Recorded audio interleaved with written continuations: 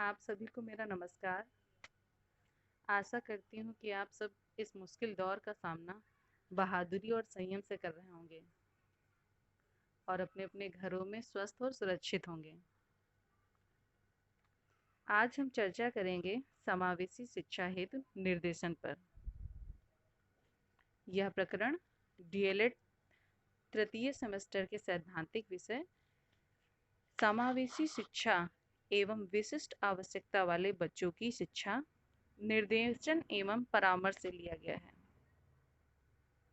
जैसा कि हम सभी जानते हैं कि मानव समाज में व्यक्ति का जीवन इतना जटिल कभी नहीं रहा जितना कि आज वर्तमान दौर में है। जन्म के बाद से ही व्यक्ति जैसे जैसे समाज के संपर्क में आता है वह अपने को समस्याओं से घिरा हुआ पाता है।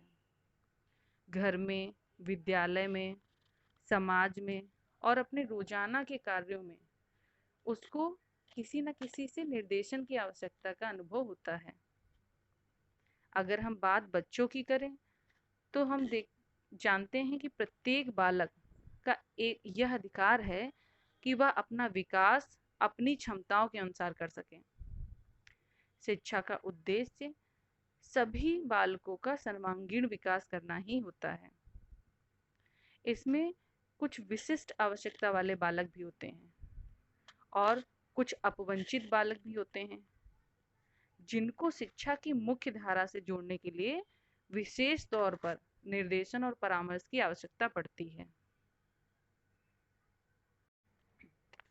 समावेशी शिक्षा हेतु निर्देशन पर बात करते समय कुछ प्रमुख शिक्षण बिंदुओं पर हम फोकस करेंगे। जैसे निर्देशन का अर्थ क्या है, निर्देशन की परिभाषा, निर्देशन का उद्देश्य, निर्देशन के प्रकार, निर्देशन की विधियां और निर्देशन की आवश्यकता एवं क्षेत्र। अब हम जानेंगे कि निर्देशन का शाब्दिक अर्थ क्या है। निर्देशन अंग्रेजी के शब्द टू गाइड से बना है जिसका अर्थ होता है किसी को मार्ग दिखाना या दिशा दिखाना। निर्देशन का अर्थ एक ऐसी प्रक्रिया से है जिसमें एक व्यक्ति को इस प्रकार से सहायता प्रदान की जाती है कि वह अपनी जन्मजात और अर्जित क्षमताओं को समझते हुए उनका उपयोग अपनी समस्याओं को स्वयं हल करने में कर सकें। मतलब कि एक व्यक्ति को इस प्रकार से सहायता प्रदान की जाती है कि वह अपनी जन्मजात और अर्जित क्षमताएं, मतलब जो पहले से उसके अंदर क्षमताएं मौजूद हैं और साथ ही में जो वह इस वातावरण में रहकर सीख कर जो क्षमताएं अपने अंदर विकसित करता है, उन दोनों का उपयोग वह अपनी रोजमर्रा की समस्याओं को का हल निकालने में कर सके। निर्देशन से व्यक्ति स्वयं अपना जीवन लक्ष्य निश्चित कर सकता है और वह अपनी क्षमताओं के अनुसार शिक्षा और व्यवसाय प्राप्त करते हुए अपने जीवन की समस्याओं को तो सुलझाता ही है और अपनी उन्नति करता है, साथ ही साथ समाज और राष्ट्र के विकास में भी अपना योगदान देता है। निर्देशन को परिभाषित करते हुए गुड महोदय ने कहा है, निर्देशन व्यक्ति के दृष्टिकोणों एवं उसके बाद के व्यवहार को प्रभावित करने के उद्देश्य से स्थापित गतिशील आपसी संबंधों का एक प्रक्रम है। इसका मतलब यह हुआ कि निर्देशन दो व्यक्तियों के बीच एक गतिशील आपसी संबंध है जिसका यह उद्देश्य होता है कि व्यक्ति के दृष्टिकोण में एक सकारात्मक परिवर्तन किया जाए और उसके बाद उसके व्यवहार को भी एक सकारात्मक दिशा में प्रभावित किया जाए ताकि वह अपनी जो जीवन की समस्याएं हैं उनका हल निकाल सके और अपने वातावरण के साथ सकारात्मक रूप से समायोजन कर सकें।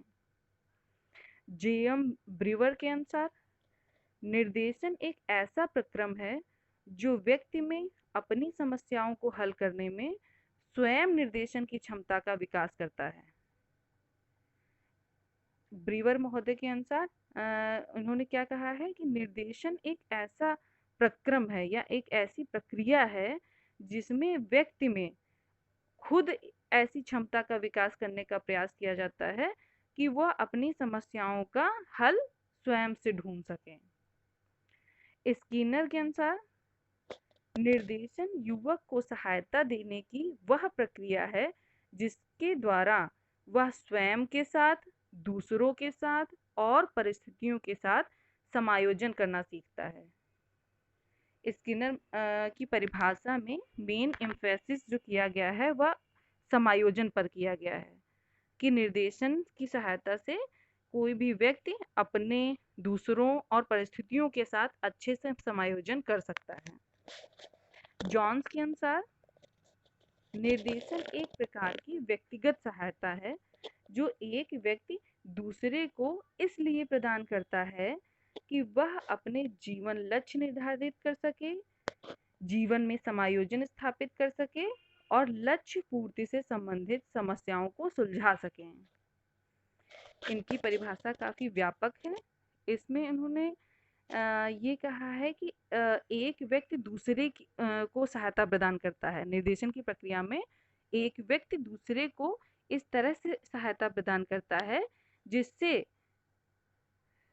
निर्देशन प्राप्तकर्ता जो होता है वह अपने जीवन के लक्ष्य को निर्धारित कर पाता है और अपने जीवन से समायोजन स्थापित कर पाता है और जो लक्ष्य वह निर्धारित करता है उसकी प्राप्ति में उसके सामने जो भी समस्याएं आती हैं उनको वह सुलझा पाता है। अब हम बात करेंगे निर्देशन के उद्देश्य पर। तो सामान्य रूप से निर्देशन का उद्देश्य होता है कि कोई व्यक्ति अपने आप को सही मायने में जान पाए और समझ पाए। निर्देशन चतुर्मुखी विकास की एक प्रक्रिया है और इस प्रक्रिया में दो व्यक्ति होते हैं।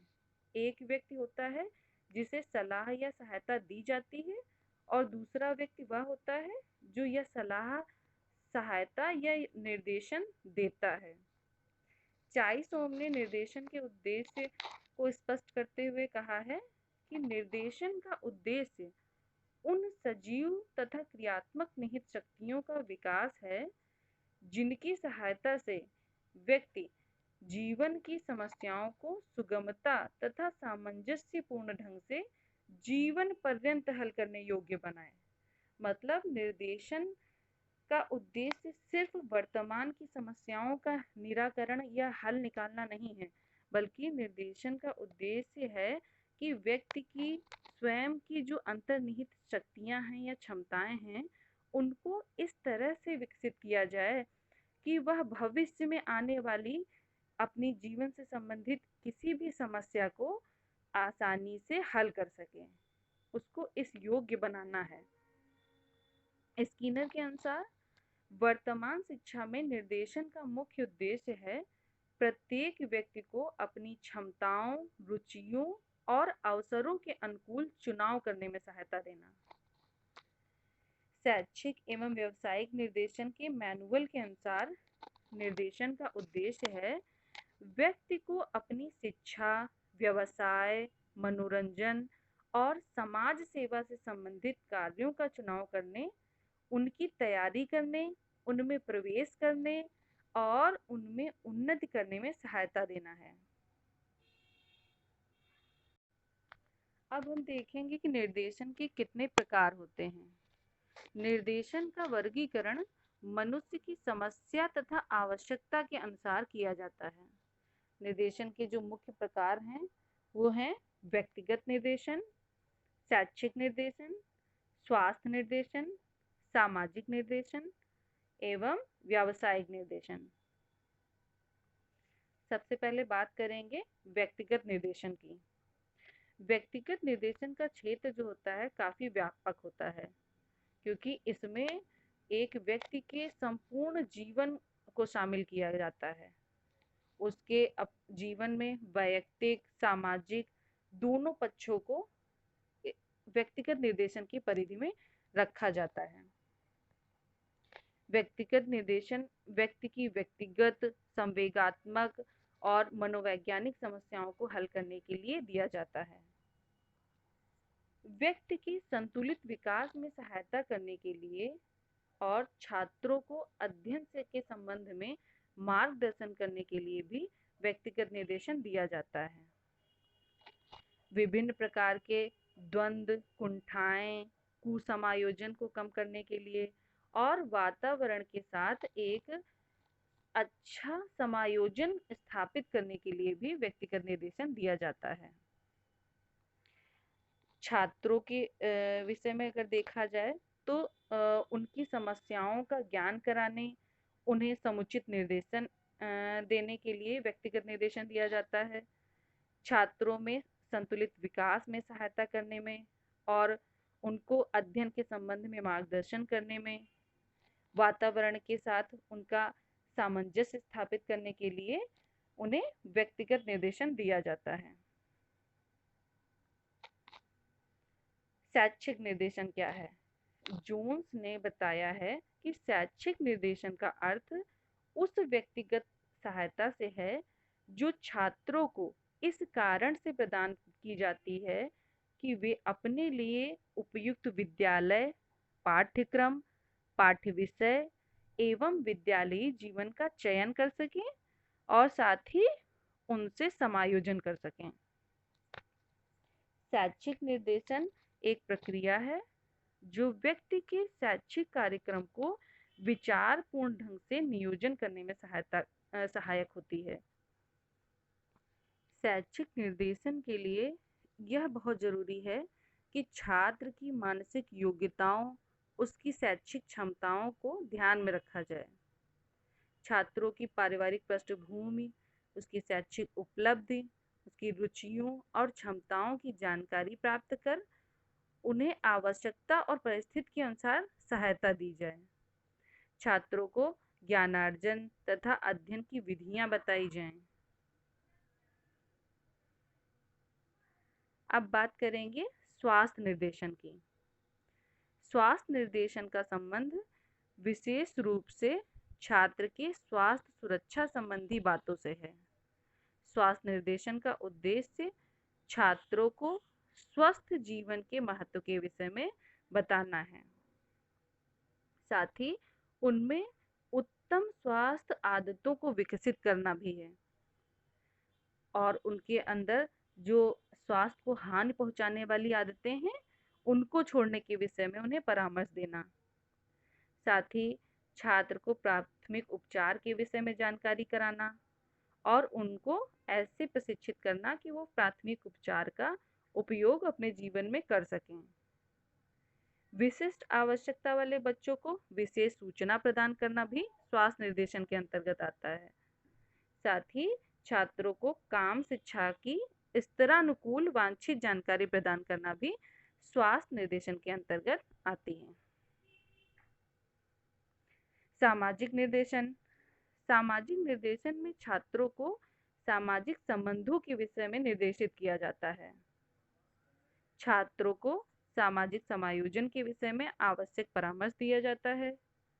उन्हें विभिन्न सामाजिक व्यवहारों के विषय में कई तरह की सूचनाएं प्रदान की जाती हैं।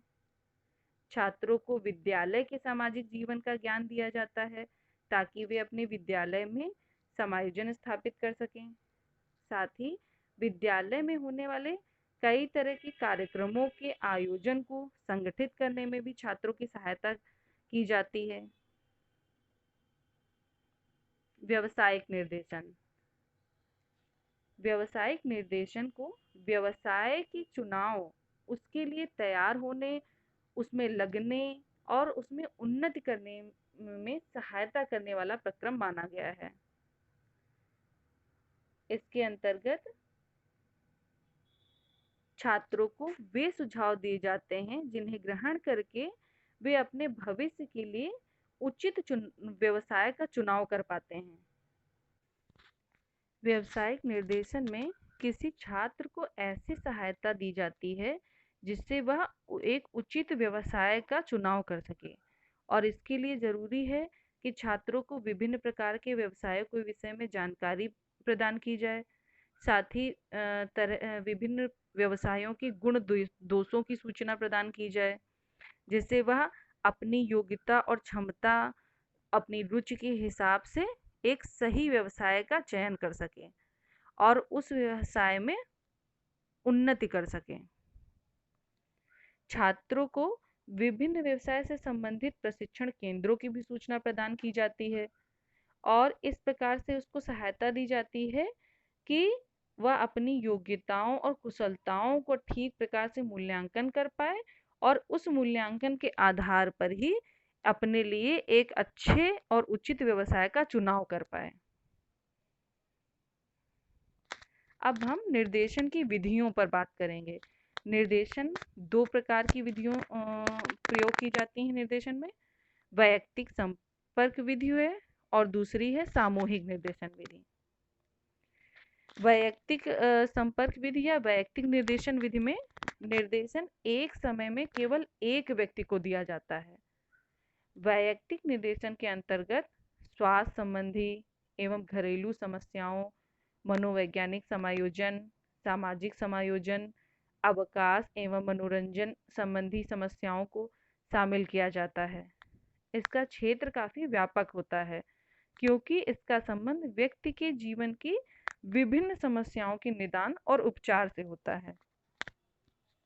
वैयक्तिक निर्देशन में विशेष रूप से साक्षात्कार, परामर्श, परीक्षण विधि जैसे बुद्धि परीक्षण, व्यक्तित्व परीक्षण, प्रश्नावली, व्यक्ति इतिहास, पार्श्व चित्र आदि विधियों का उपयोग किया जाता है। सामूहिक निर्देशन विधि। सामूहिक निर्देशन विधि में अनेक व्यक्तियों को एक समूह में एक साथ निर्देशन दिया जाता है और यहाँ पर निर्देशनकर्ता एक से अधिक व्यक्तियों को एक साथ निर्देशित करता है, मगर जरूरी यह है कि जो एक से अधिक व्यक्ति हैं वह एक ही आयु समूह या एक जैसी समस्या वाले होते हैं। सामूहिक निर्देशन में भी वैयक्तिक निर्देशन की प्रमुख विधियों का सहारा लिया जाता है। बहुत से परीक्षण सामूहिक निर्देशन की दृष्टि से किए जाते हैं, जैसे कि सामूहिक बुद्धि परीक्षण। सामूहिक निर्देशन में अनेक लोगों को एक साथ निर्देशित किया जाता है। इसमें समय और धन की बचत होती है, मगर इसकी कुछ कमियां भी हैं, जैसे व्यक्तिगत संपर्क यहाँ कम होने के कारण व्यक्ति विशेष के विषय में ठीक जानकारी नहीं मिल पाती और चूंकि उसके विषय में सही जानकारी नहीं मिल पाती है, इसलिए उसकी सहायता और उपचार में उतनी प्रभावी सफलता नहीं मिलती है जितनी कि व्यक्तिगत निर्देशन विधि में मिलती है। अब हम बात करेंगे निर्देशन की आवश्यकता एवं क्षेत्र पर। निर्देशन की आवश्यकता को 3 दृष्टिकोणों के अनुसार प्रस्तुत किया जा सकता है। पहला है सामाजिक आर्थिक दृष्टिकोण, दूसरा है मनोवैज्ञानिक दृष्टिकोण से और तीसरा है शैक्षिक दृष्टिकोण से। सामाजिक आर्थिक दृष्टिकोण से निर्देशन की आवश्यकता। सामाजिक आर्थिक दृष्टिकोण से निर्देशन की आवश्यकता में प्रमुख बिंदु हैं, वे हैं औद्योगिकीकरण और नगरीकरण। जो कि वर्तमान समय में औद्योगिकीकरण और नगरीकरण का विस्तार बहुत तेजी से हो रहा है, जिससे तमाम तरह की सामाजिक आर्थिक समस्याओं का सामना लोगों को करना पड़ता है। इसलिए उन्हें इस दृष्टिकोण से भी निर्देशन की जरूरत पड़ती है। साथ ही संयुक्त परिवार प्रणाली का विघटन हो रहा है। लोग न्यूक्लियर फैमिली में रह रहे हैं, जिनसे भी उनको अपने जीवन में कई तरह की समस्याओं का सामना करना पड़ता है, इसलिए भी उन्हें निर्देशन की आवश्यकता पड़ती है। और पाश्चात्य सभ्यता का प्रभाव भी अपने देश में पड़ रहा है।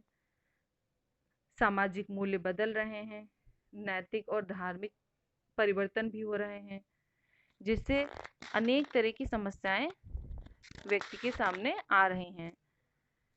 जनसंख्या वृद्धि और व्यक्तिगत संपर्क का अभाव, व्यवसायों की बहुलता और अनुकूल व्यवसाय का ना मिल पाना, ये तमाम ऐसे सामाजिक दृष्टिकोण हैं जिनके चलते व्यक्ति को निर्देशन की आवश्यकता महसूस होती है। मनोवैज्ञानिक दृष्टिकोण से निर्देशन की आवश्यकता। जैसा कि हम लोग जानते हैं कि हर व्यक्ति दूसरे व्यक्ति से अलग होता है, तो इस वैयक्तिक विभिन्नता को समझते हुए उसकी सहायता करने के लिए और उसकी जीवन की समस्याओं का सामना करने में उसकी मदद करने के लिए निर्देशन की ज़रूरत पड़ती है। साथ ही वातावरण के साथ समायोजन स्थापित करने के लिए, उसके अपनी जीवन की संवेगात्मक समस्याओं को हल करने में तथा व्यक्ति के व्यक्तित्व का विकास करने में, वह खाली समय का उपयोग कैसे करे, इसके लिए उसे निर्देशन की ज़रूरत पड़ती है। शैक्षिक दृष्टिकोण से निर्देशन की आवश्यकता। छात्रों को उचित पाठ्यक्रम का चुनाव करने के लिए निर्देशन की आवश्यकता पड़ती है।